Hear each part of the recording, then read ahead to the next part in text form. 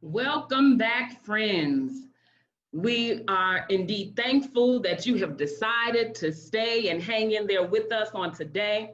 We remain grateful for the time that we shared in worship, for the time that we shared in the opening conversation, and for the time that was shared in the Trauma Symposium. So we are excited to be in the last half, but no less powerful half of McCormick Days. You will now hear from the president of McCormick Theological Seminary, David Crawford, as he offers the State of McCormick address. Welcome, David. Thank you, Nanette. Thank you all for being here. Welcome back. Friends, please allow me to start by asking you to join me in thanking our community engagement and worship teams and all those who make this event possible. Vice President Nanette Banks, Anita Crittenden, Richard Mayo, Dongjin Seo, Gia Johnson, Lise Valle, Kumbia Klaul Hozel, our preacher this morning, 2000 alum Na Young Ha. Thank you for bringing us God's word and for the work you do for our city. Dr. Jenny McBride for inspiring so much of the work we heard about today. Just the list goes on. McCormick student Quan Evans, we love you. We're grateful that you are a part of this amazing community. Dr. Stephanie Crumpton, Dr. Barbara Wilson, Vigil Singh, and all those participating and involved in Dr. Crumpton and Dr. Wilson's brilliant online series on trauma. And to all those I no doubt have missed, thank you. Friends, as you can imagine, these are tough acts to follow. It used to be I never wanted to speak following Nanette, but now I add to that list Gia Johnson, Dr. Crumpton, Dr. McBride, and pretty much anyone and everyone I work with. But that is part of my joy in working here, to be able to work with, to serve with, and be in community with so many extraordinary people. We are a community of leaders, and I am humbled and grateful to follow each and every one of you. As our friend Claudio Carvalho says, we are blessed. Friends, welcome. I look forward to this time together each year, and obviously this year is, well, a bit different. We typically gather in our common room, a comfortable space for many of us, while we all no doubt would welcome being physically together. I found that there is an interesting intimacy in this medium, for I am not welcoming you to our common room, but to my kitchen counter, literally. So greetings and welcome to my home, and thank you all for allowing us to join you in yours. This has been quite a year. As most of you know, we acted quickly in March to move our entire program and all of our business operations online. Before cities and states beyond New York began shutting down, we formed a committee of staff, faculty, and students to assess our options. We also convened a special COVID-19 board task force that continues its work and continues to meet and advise us. I'd like to share their names and our gratitude for them with you now. Board Chair Connie Lindsay, Executive Vice President at the Northern Trust, where she leads Northern's global diversity, equity, and inclusion efforts. Trustee Dr. Carol Shao, who serves on the faculty of the Medical College of Wisconsin. Dr. Pamela Floyd, an OB-GYN who is also a McCormick MDiv alum and currently serves as a chaplain at Northwestern Memorial Hospital. Professor Reggie Williams, our resident ethicist and theologian, Trustee Jacqueline White, Senior Counsel at Illinois Toolworks, who shared her legal expertise, international student Mary Claire Bache, whom you got to see during worship prayers this morning, former trustee Elizabeth Foster, the founder and former managing director of one of the most successful local biomed biotech hedge funds, and Dr. Dean Steve Davidson and Vice President Nanette Banks. This was a dream team of people to work with and learn from, and we give thanks for their ongoing service. I would also be remiss if I didn't offer thanks to another very special and familiar face, Sam Evans.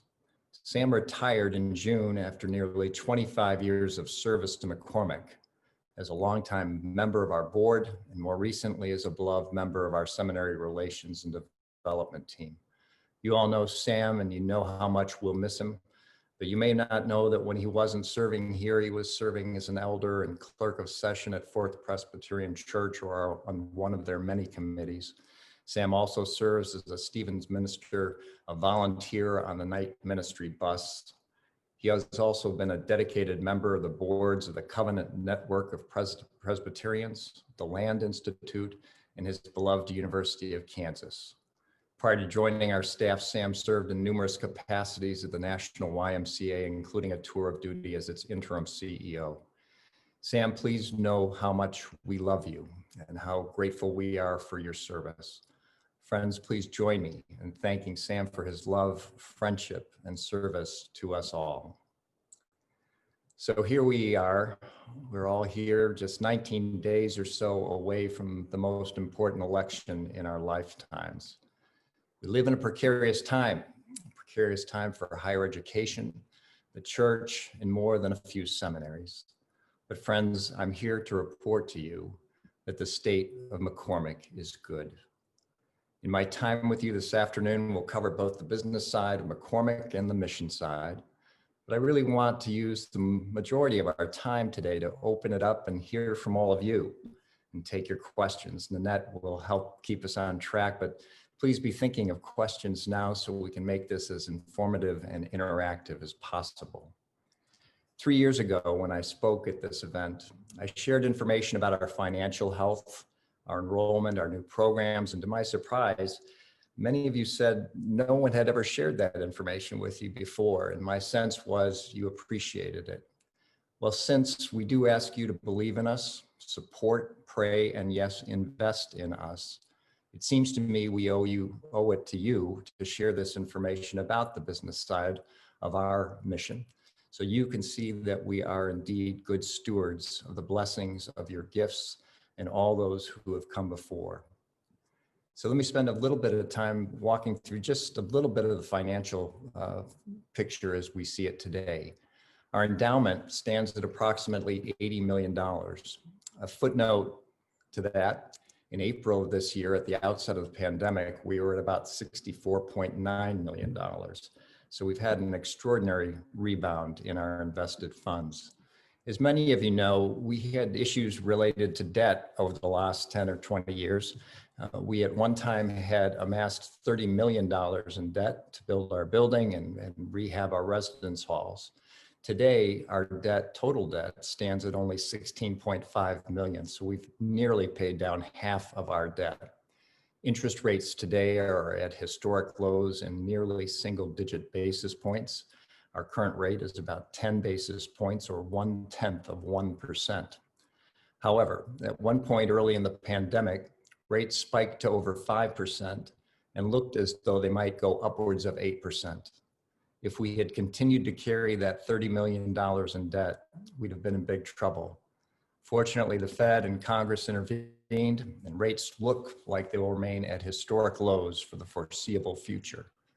I know many of you were not exactly happy when we sold our residence halls, but in hindsight, not having them was indeed both a financial and operational blessing when the pandemic hit. The schools that are really struggling are those that are so dependent on tuition, on residential rents and meal contracts. Fortunately, we are not one of those institutions and have had not had to scramble to make up for that lost revenue by letting staff go or making other cost-cutting measures. While speaking about tuition, among the things for which we are most grateful is the reduction of tuition at McCormick across all programs that we started nearly 5 years ago. Our master's level tuition today is nearly 40% less than it was in 2015, and we have not increased tuition in any of the last 5 years. I don't know of any other school that can say that. As a result, student borrowing, both on an individual and aggregate basis, is at its lowest level in our history of participating in the federal loan program. We can't control how much debt a student has from undergraduate studies, but we can control the debt they incur here. Our spending rate remains higher than it ought to be, but it's down nearly 150 basis points from its high 2 years ago and will run right around 7% in the current fiscal year. Our enrollment is stable, remarkably stable, even in the face of the pandemic. But for the fact that our 9 newly added master's level students are only able to take 1 course each semester rather than a full load, our master's level unit numbers for the fall would have exceeded last year. Recruiting pipelines continue to develop and fill at rates consistent with the last 3 years, and we are seeing growth in interest and enrollment in our DMIN programs, and are grateful to Dr. Jenny McBride for her leadership. Our center directors, Reverend Dr. Leslie Diaz-Perez and Reverend Dr. Stacy Edwards-Dunn, the leader of our Korean DMIN program, Dae-Sung Kim, Dr. Stephanie Crumpton, Dr. David Daniels, and all those that are creating timely, relevant, and groundbreaking program and course offerings. Let me talk a little bit about properties and facilities, and I especially want to just touch on our information technology and our infrastructure. We are pretty much the little engine that can do almost anything, and our property and our IT teams prove that every day. Natasha Gaines, Monica Williams, Dola Thompson, Tracy Turner, Luke Wallace, and Armando Devalle have kept the building in tip-top condition even through this time of pandemic.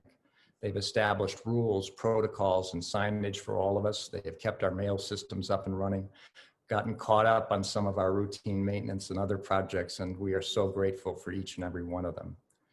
And I almost don't know where to begin when it comes to our small but mighty IT team led by Barbara Fassett and joined by Barbara Vaughn and Eric Almagar. They have answered every call, every need since the beginning of the pandemic, 24/7.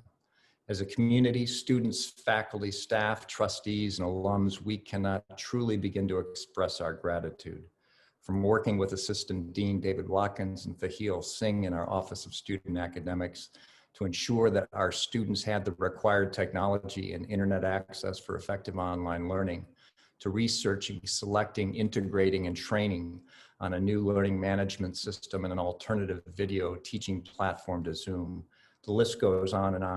And I just want you all to know we could not have accomplished any of what we've done without these 3 amazing people. Barbara, Barb, and Eric, we thank you. Development, I want to spend a bit of time today talking about fundraising. Historically, we have not been especially aggressive in our pursuit of foundation grants and development of legacy gifts. But that is changing. The work that you heard about today, the work that we are continuing to do, the new work we're doing within communities, all of that is allowing us to open doors to funding sources that didn't exist prior to this new work. I'll share with you just a few highlights in that regard. Here are just a couple of the currently pending grant proposals that we have out. We have a grant proposal for $50,000 to the Carpenter Foundation, who has supported us over the last couple of years for 2 additional scholarships for self-identifying LGBTQIA plus master's level students.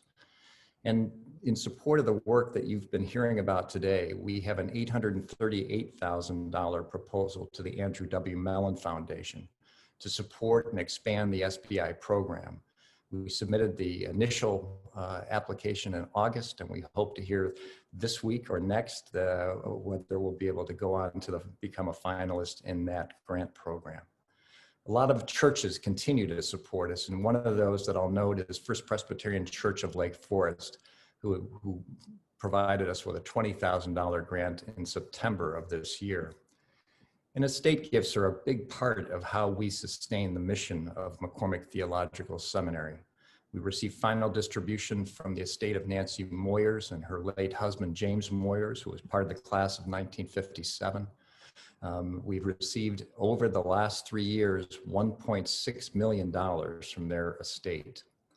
We also received a memorial from the Yoon family in excess of $10,000, which we received in August. Yoon is the wife of double alum Hak S. Moon, class of 92 MDiv and O2 DMIN, who passed away on July 6, 2020. Mrs. Yoon said her husband loved McCormick, and she and their children wanted to honor their father with a gift to us. Friends, grants and gifts like these are truly what sustains and allows us to grow and expand our mission. If you haven't included us in your estate plans, I'd urge you to consider it, and we'd be happy to chat with you about it at your convenience. One of the things that we've done over the last few years that I think has been truly transformative is change the way we approach new trustees and adding new trustees to the board to bring a greater diversity that more adequately reflects who we are today. And over the last 2 years, we have added an incredible group of new trustees. As many of you may know, we have student, alum, and faculty members on our board, which puts us in a relatively small group of schools that allows us to create this level of inclusion and transparency. We are grateful for the involvement and service of all our trustees. And I'd like now to share with you the names of this year's new trustees. Renee Goodson, who's an ex officio member and student trustee, and she's the co-moderator of the Master's Student Council. Another name that I'll mention is Reverend Dr. Eddie Knox, someone that many of you may know. Eddie is now a life trustee of McCormick and honorably retired pastor of Pullman Presbyterian Church. He's a double McCormick alum and a former trustee. Dominica McBride, who is the founder and CEO of Become.org. Doug McMahon, who is our ex officio alum trustee. And Doug is battling some major health crises and one of the most wonderful people you could ever want to meet. So please keep Doug and his family in your prayers. He currently serves as the president of the Alumni Council. Monica Moss, who is a holistic health coach and currently chair of the board of directors for the Greater Chicago Food Depository, and also the First Lady at Trinity United Church of Christ. Marilyn Pagan Banks, our good friend and alumna trustee, MDiv 97, and the founder and executive director of A Just Harvest. And there's soon to be Reverend Dr. Joyce Shin, who's just about to get her PhD from the Div School at the University of Chicago. She is the senior pastor at Swarthmore Presbyterian Church in Swarthmore, Pennsylvania, and the former associate pastor at Fourth Presbyterian Church. She's also served as an adjunct faculty member here at McCormick. Diamond Ross is one of our student trustees. Liz Valle Ruiz, faculty trustee and assistant professor of homiletics here at McCormick. And we've brought back Reverend Dr. David Van Dyke, honorably retired pastor, House of Hope Presbyterian Church in St. Paul, Minnesota, and a longtime former trustee of McCormick. I could spend probably most of the afternoon and into the evening telling you about the amazing work that our folks in the academic affairs, our faculty, have been working on during the last year, but particularly the work that they've been doing during this time of the pandemic. And I'm just cannot say enough about the amazing work of all of our faculty, but particularly about the extraordinary leadership of our dean, Steve Davidson. We'll make available a summary of the vibrant and varied scholarship and the community involvement of our faculty, those who are interested in seeing more. But I think I can say that in all the years I've been involved with this amazing place, I've never seen more groundbreaking, transformative scholarship and writing than I think we've witnessed in the last year, with much, much more to come. On a personal note, I just want to say how grateful I am, we all are, for the creativity, the flexibility, the diligence, the dedication, imagination, and love that our faculty has brought to the work that they are currently doing online. It is recognized and appreciated by our students and will help lead us into a future yet to be imagined, but a future that no doubt will be different from what has come before. I can say without reservation, we are ready at McCormick for any challenge ahead. And so to Dean Davidson, our full-time and adjunct faculty, we offer our thanks and our ongoing support for your work, which remains the heart of our mission. Now, just a brief word about community engagement. You all know Nanette, and friends, I cannot say enough times how grateful I am, and we all are, for the extraordinary work and grace of Vice President Reverend Nanette Banks and her team. You've seen today the fruits of their labors. Your work is transformative, Nanette, and groundbreaking. And I just want everyone to know how grateful I am to be able to work with you all each and every day. You inspire me. Friends, as we begin our 191st year of service, We remember the nearly 220,000 of our fellow Americans and more than 1 million human beings worldwide who have died after being infected by the COVID-19 virus. As the pandemic has spread, we have come to hear and see another hard reality. The virus has had a disproportionate impact on communities of color here in Chicago and across the country. And the virulent impact of systemic racism and structural economic inequity is not limited to COVID infection and death rates.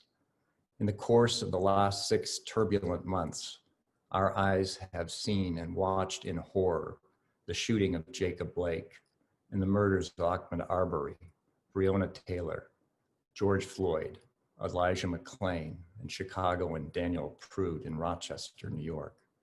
6 more names added to a long, long list of mostly young African Americans gunned down or choked to death by police or self-appointed vigilantes. Not even COVID-19 can contain the frustration and resolve of the tens of thousands of citizens who have risen up, marched in the streets, and in one voice and in their names proclaimed, Black Lives Matter. The evil that perpetrates and perpetuates this violence against persons of color will not relinquish its privilege and power any more willingly than the civil, religious, and political authorities that sought to demean and destroy Jesus. It is time for us, for McCormick, for seminaries, for the church, especially the white church, to step up, to acknowledge that we have too often been facilitators, apologists, and defenders of systemic racism and the status quo. We must see what is right before our eyes. We must hear the shots, hear the cries of George Floyd for his mother as he breathes his last breath with a knee upon his neck. We must remember all of their names. I find myself reflecting often these days on chapter 5, verses 1 through 5 of Paul's letter to the Romans.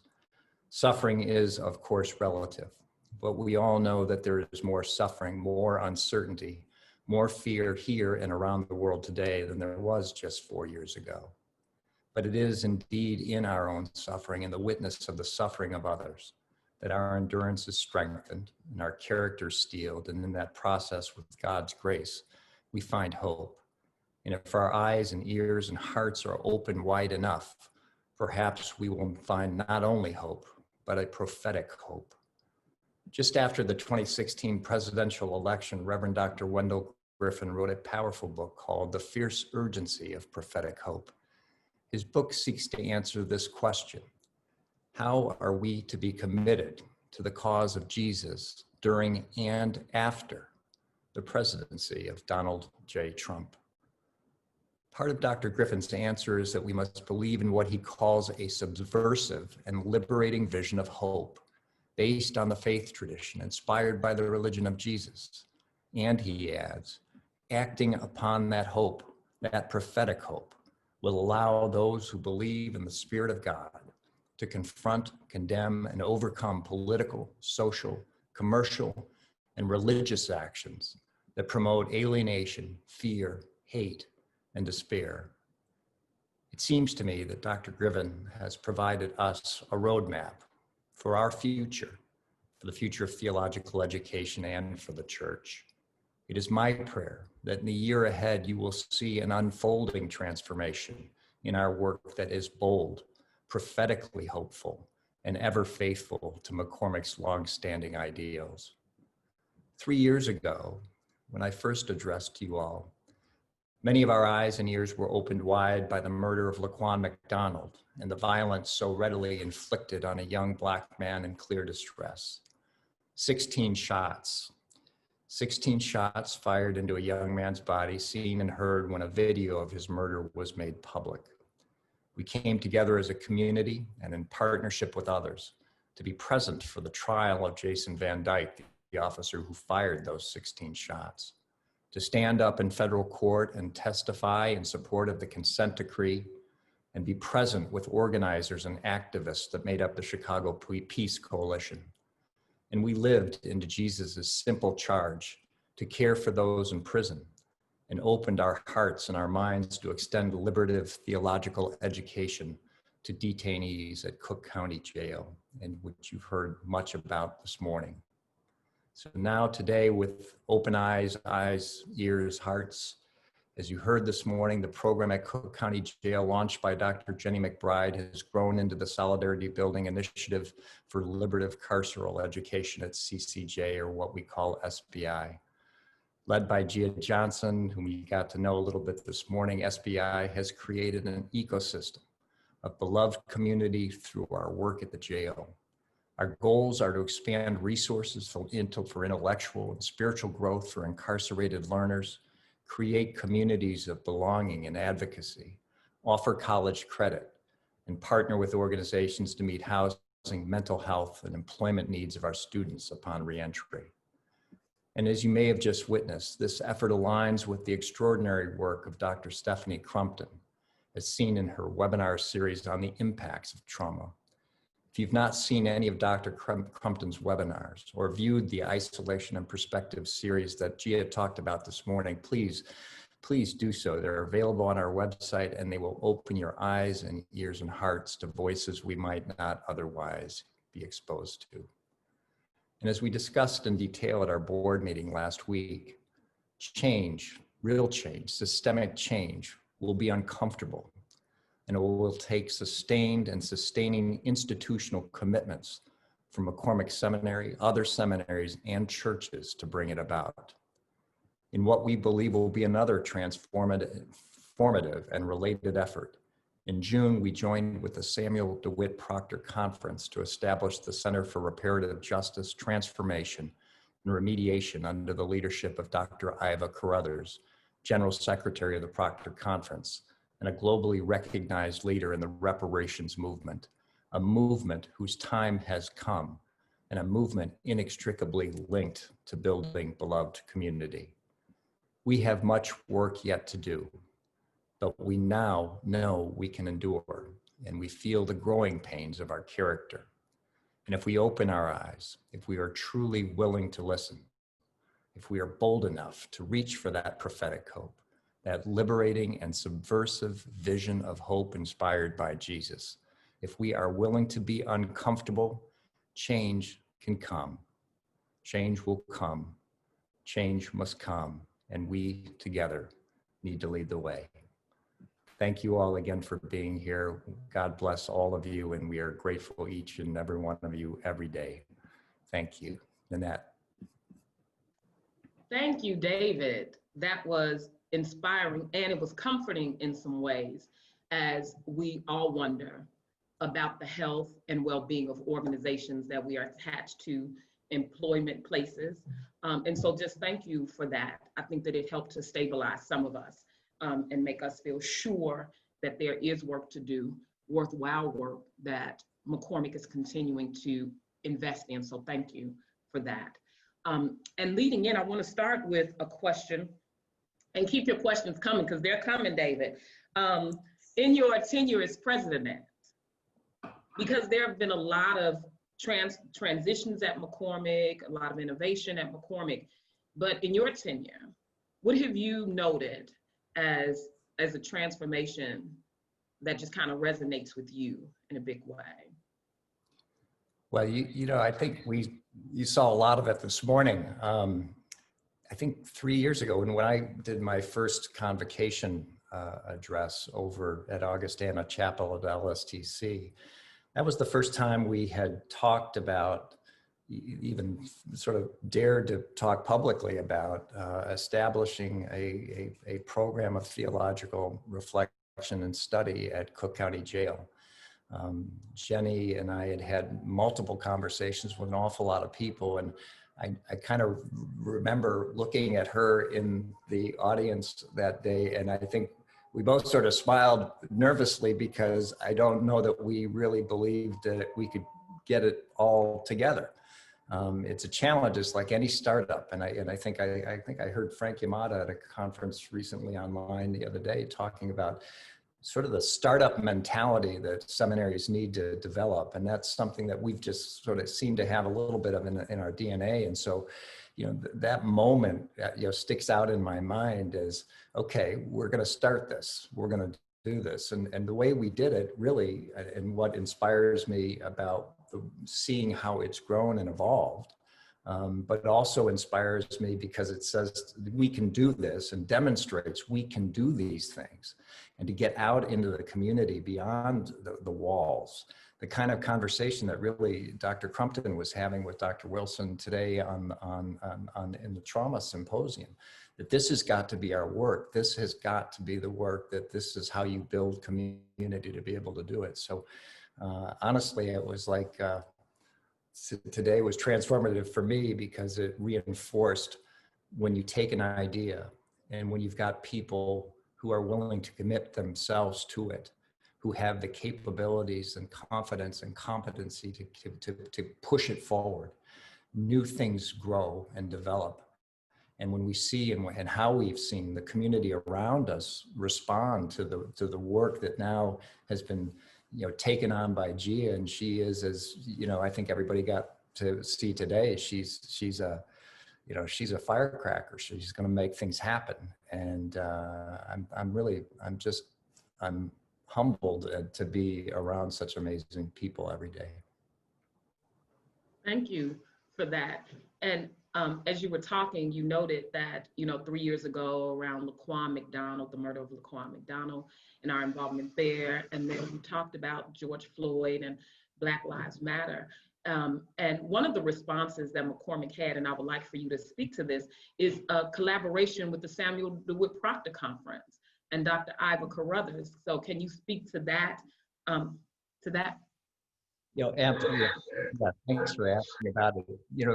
Because what I'm hoping people are hearing as they listen to these conversations, that there's a clear connecting thread throughout.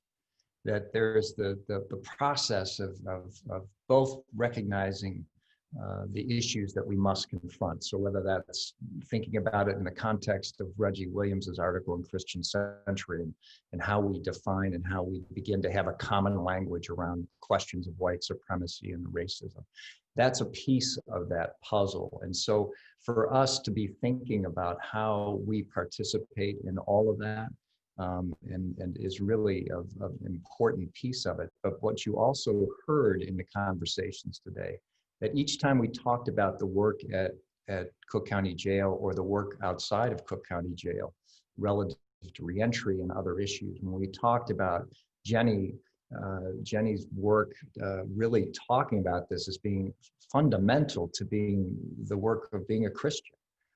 We start to sort of put those pieces together, and we begin to realize that you cannot have beloved community. You cannot build beloved community without repairing the damage and the trauma that has been inflicted.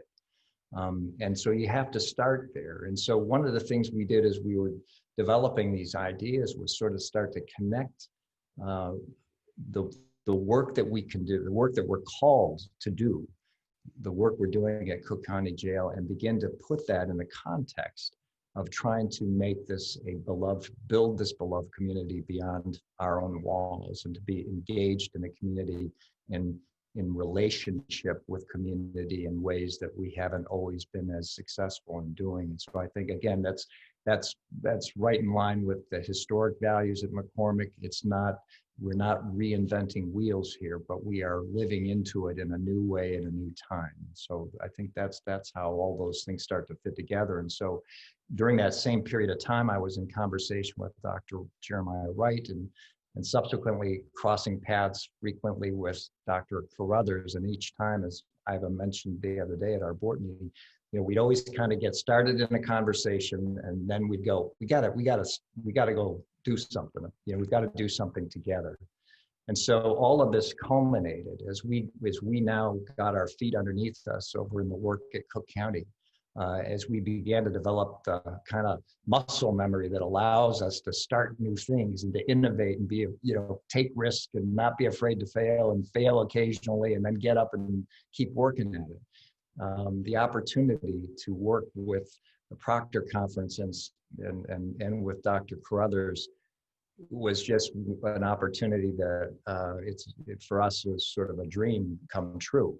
This was the connection. This was how we take this work that we're doing kind of on the ground, and now connected to this bigger, wider, broader question of reparations, which is many of, I'm sure, the folks we've got and our guests today know, that's not universally applauded. That's not a concept that's universally understood, number one, nor supported. And so it meant that we were going to have to go into some places and have conversations that were going to be it's challenging for us. And to the credit of our trustees and so much of our community, people have rallied around it. And it doesn't take much to rally once you listen to Dr. Carruthers talk about these issues. You get on board pretty quickly.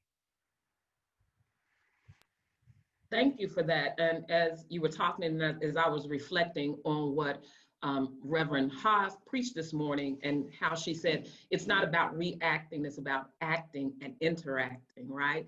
And so as I listen to you, as I reflect on that, as I reflect on the conversation with Jenny and Gia and Quan, McCormick, in a sense, has decided to be repairers of the breach in some very major ways, and to be minders of that gap, right?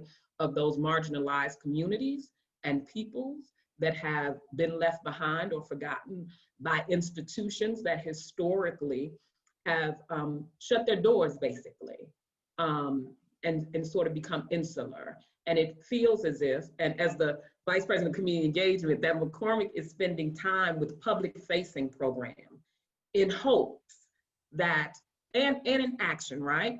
That it will impact the classroom, and that the classroom will also impact the community. And so this interactive work that we do, this sort of acting and interacting that we are doing, not only with ourselves, but with the broader community.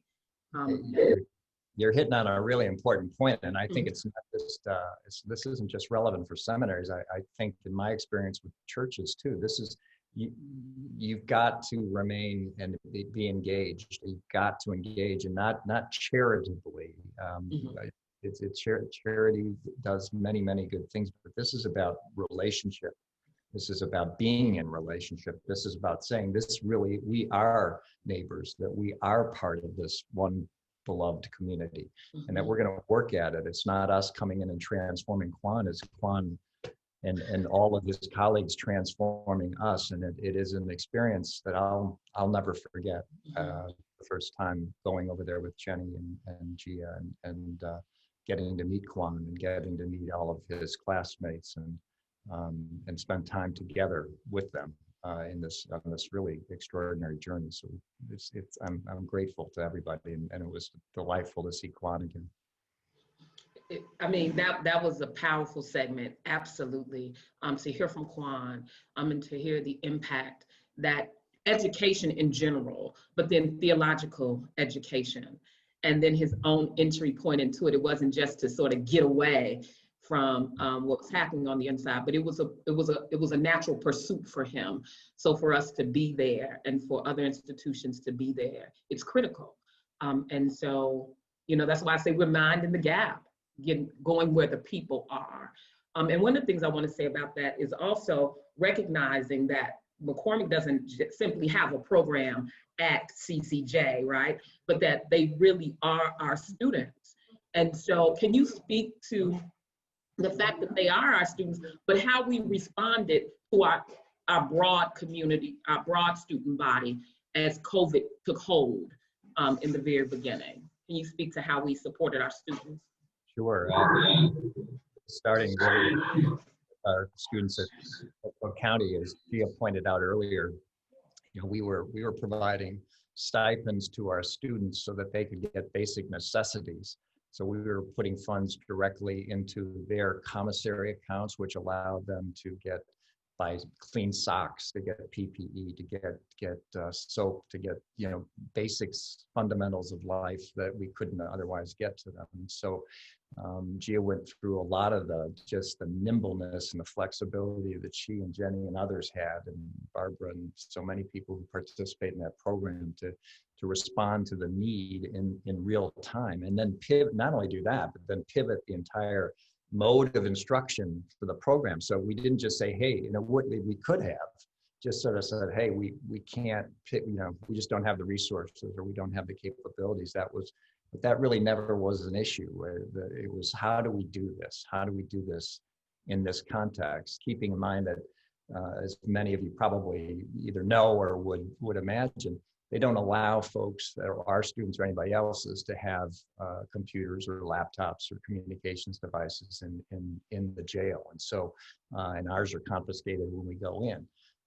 So, you know, it was a challenge, and we faced in our own way similar challenges with our student body who were not at CCJ. And as I noted in my comments, our IT team and our faculty and our deans and our really the entire staff just stepped up in ways, the kinds of, all of the things you heard on the news about the difficulties other schools were having. It wasn't that we didn't face those same difficulties, but this little group of people pulled together and just went at it. And there was just not a problem that came up that we said, we can't solve that.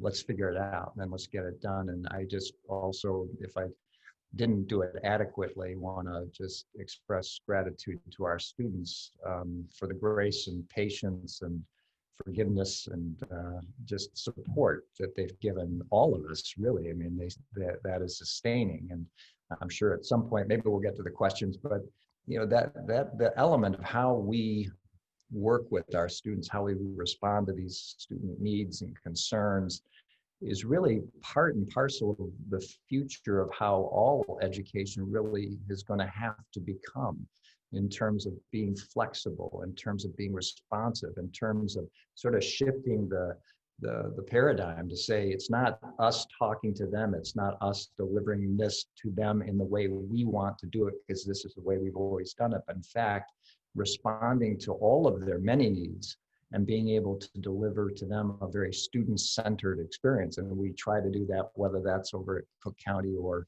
at 5460 South University. And I think that's something that's going to hopefully continue to distinguish McCormick from others. And I think it's really part and parcel of what higher education is going to have to do. Not only being flexible, not only making it more student-centered, but doing as we have continued to try to do, which is to make it affordable and more affordable, and then not stop. And we're not going to stop where we are. We're going to keep trying to find ways to make it more affordable. Thank you. As I'm minding the chat, as we're talking, David, I often notice that after folks hear you speak, they begin to say things like Pastor Crawford or Dr. Crawford. And so this may put you on the spot just a tad bit. So tell us about your faith and how you came to this work and how it's informing you at this time as you lead this institution. Wow, that's a question. You know, it's a very fair question, and one that I probably haven't really publicly spoke to very often. I mean, as a lot of folks know, I am an ordained elder, ruling elder in the Presbyterian Church. Served in a lot of capacities there as a trustee and an elder.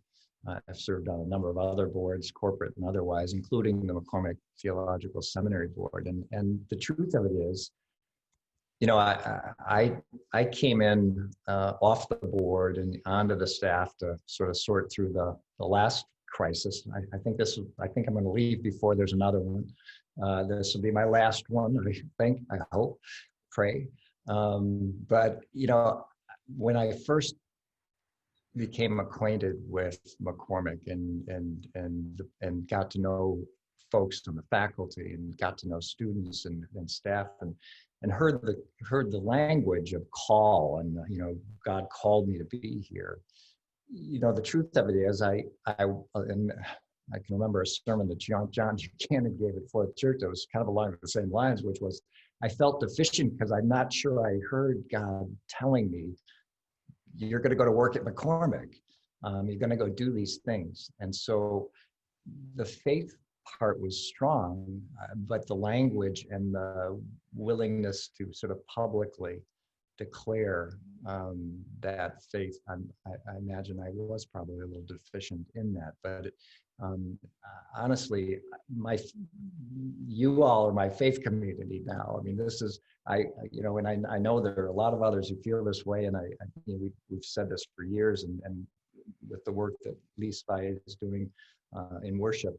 I don't almost, I do worship other places, and that's one of the benefits of the job is I get to see a lot of people in worship, or at least used to get to see them, and now I get to see them online in various formats. But there's nothing like worship at McCormick, and we post that on Facebook. You all are welcome. Now there's kind of you can Zoom in every Wednesday, and it's just it's a powerful thing to be part of the community of faith and to be able to worship together the way we do. And my heart's full every Wednesday when we get to be together. So. Well, thank you for sharing that with us publicly. So if there are other questions that you have, please post them in the chat and I will make sure that I share them out. But in the meantime, David, do you have any last words or anything you would like to say to us? Well, I never have last words. Everybody, you're going to hear me again, probably. I just want to say to everybody who's with us today, this is an extraordinary community, and it's got this long, rich, textured history. And these issues we are facing today, this is a moment. This is an extraordinary moment in our nation's history, in the history of the church, and the history of our seminary. These are existential moments in many ways. And I know for the last, any number of years, a lot of the looking that we did, it was internal, that we were, our existential threat felt like it was us. It was, is McCormick going to survive? Is the seminary going to survive? And thankfully we're past. Nobody asked me, are you guys going to, survive? It's not about surviving. It's about really building on not just our history, but building a new history, and that's one that says we are going to build relationships into the community. That we are going to thrive by building relationships, and that if we do it right, we can create models and opportunities that churches can either or both participate in or create on their own, or we can help them create within their communities. And so that it isn't just sort of a one and done thing, that this is an ongoing effort. And that all the work we talk about today, as exciting as it is, the idea is to build it up so it's institutional, that we've embraced this, that we've sustained it, and others start to help us build it and grow it and replicate it. And so it's not just about us doing it, or that we're so unique, or that we do it better. It's that we are doing it, that we're going to find ways to keep growing it, and that we're going to find other models. And the truth of it is, and I think this is something that all higher education, and particularly theological education, is going to have to just embrace, which is the things we're doing today, we might be doing it very differently, 2, 3, 4, 5 years down the road. It's not like we're going to figure it all out. We're going to be done. We can hang our hats up, take the coat off, put the toolkit away. This is going to be an ongoing effort, year in, year out. And so it's going to be very dynamic. It requires this ability and capability to adjust to change and not be threatened by it. And that's really the leadership challenge, I think, for all of us, to be able to create an environment that doesn't just sort of talk about embracing change, but is able to show and demonstrate transparently that change can come and it's a good thing. That we don't have to be threatened by it.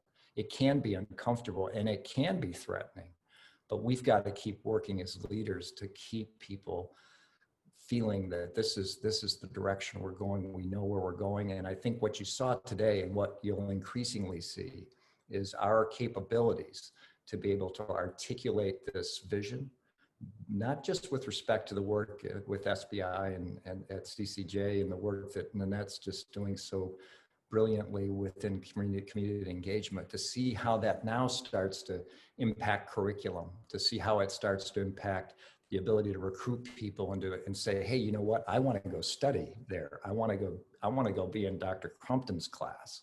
I want to study with Dr. Daniels. I want to be a prophetic leader.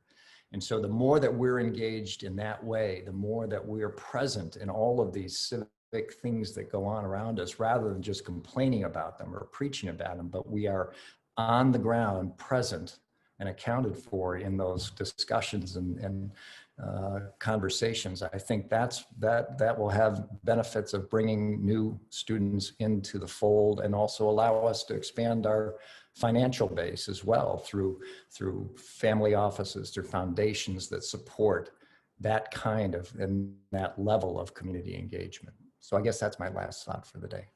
Well, thank you, David. And I just want to note here, you mentioned the history, that we have a long, rich, textured history, and that the work that we're doing is not somehow out of the blue, but it's work that is in line and in trajectory of what our history has, the arc of our history. And I just want to read what one of the alum posted in the chat. I entered McCormick fresh from the civil rights work, and now he and his wife are deep into ministry with immigration and detention. Feels like we've grown and been transformed right alongside of McCormick. And so as we continue to grow, and as we continue to, as some folks say, raise the bar, where do we go from here when we find someplace to go, that our alums and the community are finding where we go next as well. So yeah, we are grateful for the ministry of McCormick, the education of McCormick.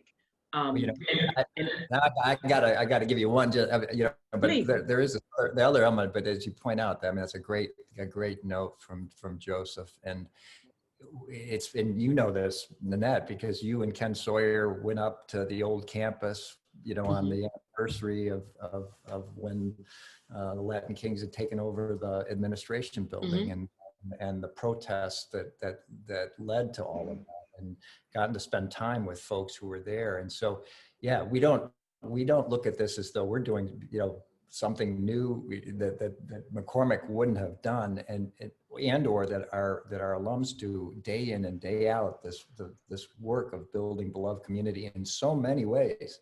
And so there are 1,000 ways this goes on every day. And really one of the great and always humbling experiences is when I get a note like Joseph's in the box, or I get a letter, or I get a call or an email from somebody who's doing extraordinary stuff and says, you know, if it weren't for McCormick,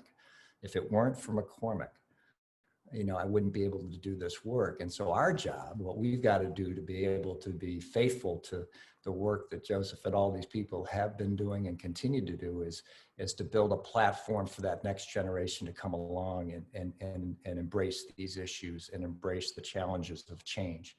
And so that's a really powerful point from Joseph, and I appreciate seeing it.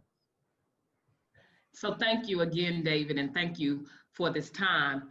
And thanks to each of you. And I just want to leave us with this quote. Nothing can stop the power of a committed and determined people to make a difference in our society. Why? Because human beings are the most dynamic link to the divine on this planet. And those are words from the late Representative John Lewis. And it appears that we have gathered a great number of committed persons determined to make a difference. And as you continue to want to make a difference, the way you can make a difference with McCormick Theological Seminary and continue to see programs like this is to support us financially, to support us with your time, to support us with your resources, and to support us with your testimonies. So if you are an alum out there, we want to know where you are and what you are doing in the world and how you're impacting society. So please go to alum@mccormick.edu and give us an update on the work you're doing in the world. And also a way to support us is through our Due Justice Fund, which we also use to help support the SBI program as well as other public-facing program at McCormick Theological Seminary. Again, David, we are grateful for you. We are grateful for the worship team this morning, Reverend Ha, Lise Valles, Kuhn, and Reverend Dr. Marilyn Pagan Banks. We are grateful for Jenny McBride, Gia Johnson, and Quan Evans, and for each of you who have attended. I wish I could call all of your names, but I cannot, but I can say we are aware of your presence. So thank you for being with us. And we remind you that programming starts tomorrow at 9:30 a.m. with worship. So please join us, join us, join us. And we hope that you have an awesome evening. And just in case you don't, follow us already on social media. Please follow us on social media at McCormick Seminary. So we are grateful for your presence. We look forward to you leaning in more with us on tomorrow, and God bless you. Thanks again for coming. Bye-bye. Bye.